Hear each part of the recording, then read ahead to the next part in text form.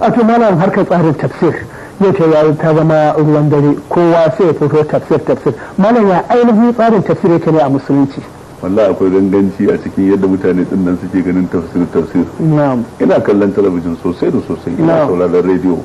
Nukan ga waɗanda za ka ce waɗannan ɗaliban ilimi ne ko suna da ido a cikin harkar karatu, waɗannan suna kokartawa suna jarrabawa. Akwai mutanen da amma inda a ce akwai hukuma da za ta tsawatar kamata ya kwata-kwata kan su yi magana. Don da kamata su yi magana akan littafin Allah ba, tunda littafin Allah ne ba zance ne na kowane mutum ba wanda yake za a baiwa kowa damar ya faɗa abin da ya ga dama a ciki. Na sha magana a wuraren karatu wani lokaci idan mun haɗu da abokanan karatu na ko ɗalibai, nukan ce da su abin mamaki shine idan ba azumi ba, idan ka ɗauki littafi na fiqihu za ka je wajen wani malami ba zai iya fassara maka shi haka na'am, sai dai fassara